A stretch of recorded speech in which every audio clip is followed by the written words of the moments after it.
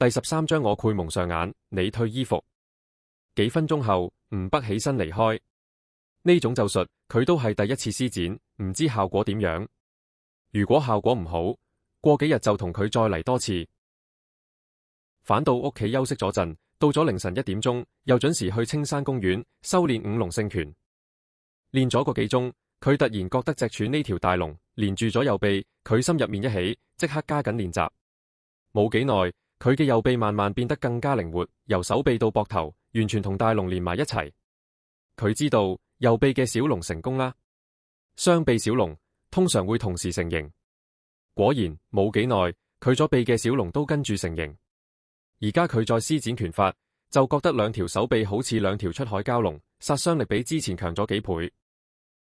唔經唔覺，已經凌晨4點，佢仲想再練多陣，突然聽到有人上山，於是就停低。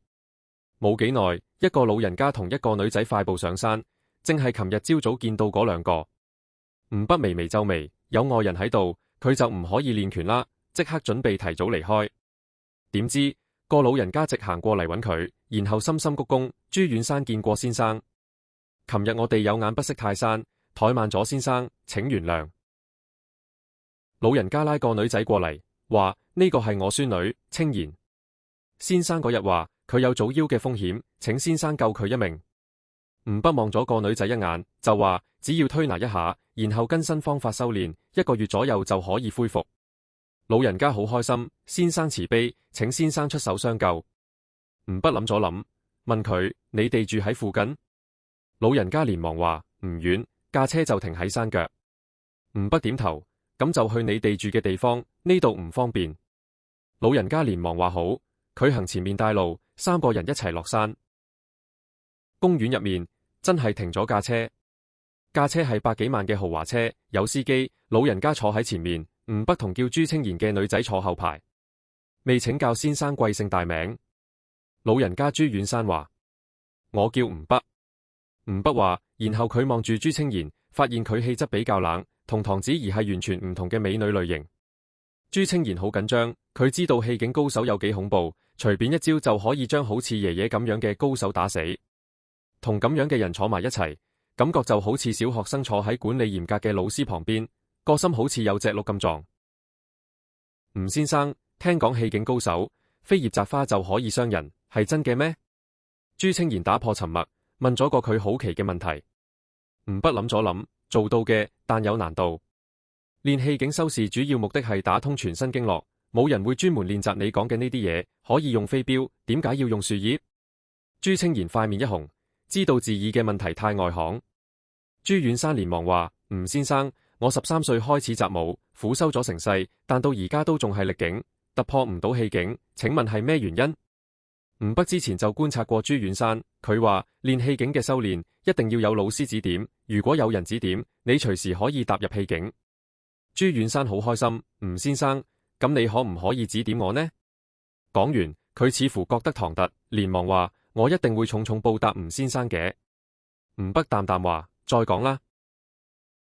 駕車行咗20分鐘，就去到一套位於郊區嘅別墅前面。呢度環境幾好，外面種滿觀賞樹，仲引咗活水圍住別墅一周，所以進出嘅路只有一座幾有古風嘅石橋。睇得出呢個朱遠山幾有財力，咁樣一座別墅至少值幾千萬。落咗車，朱遠山親自同吳北開車門，請佢入客廳。而家未到凌晨5點，天仲係黑嘅，啲僕人都未起身。朱清妍於是親自同吳北沖茶，茶係好茶，連茶壺都係上等紫砂。吳北飲咗幾杯茶，突然同朱遠山話：你回避一下。朱遠山唔敢多問，即刻離開客廳。於是客廳入面只剩低吳北同朱清妍，後者好緊張。吳北示意佢坐過嚟，話：我要同你疏通肺經，需要除衫，一絲不掛。朱清妍下意識攬住心口，塊面流露出滿滿嘅驚慌。吳北微微一笑：你放心，我會用黑布蒙住對眼，叫你除衫，只係為咗方便落針。布料嘅阻隔會令落針嘅精準度大大降低。聽講佢蒙住眼，朱清妍鬆咗口氣，話：咁好啦。佢搵嚟一塊黑布，搭到厚厚地，親自同吳北蒙住對眼。吳北心諗：你使勁蒙啦，我有透視眼，蒙同唔蒙係冇分別嘅。蒙好塊布，朱清賢先開始除衫，先係白恤衫，然後係一件胸圍。吳北一早開咗圍道之眼，透過黑布，佢見到一旦冇衫束縛，呢個朱清賢身材極好，皮膚白皙，睇到佢血液都沸騰埋。佢扮鎮定咁拎出針套，右手抽出一支金針，左手向前伸，故意話：我要先定位，難免會冒犯你，請原諒。朱清賢塊面通紅，因為緊張，呼吸有啲急促，心口不由得上下起伏，強烈嘅視覺衝擊令吳北有咗反應。咁好啦，朱清賢把聲震震咁話，佢覺得吳北既然睇唔到，就算俾佢摸幾下都冇咩所謂。吳北隻手向前一伸，就按錯咗地方。朱清賢個身微微震咗下，發出一下輕哼。吳北唔敢有小動作，隻大手即刻又向中間移，然後向下，最後按喺大腸附近中焦嘅位置上，金針即刻插咗落去。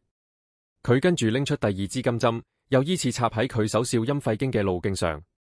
跟住冇幾耐，佢摸向朱清賢嘅香肩，鎖骨上嘅肩窩極之靚，佢忍唔住摸多兩下，指尖掂到滑溜嘅肌膚，軟中帶暖，手感好靜。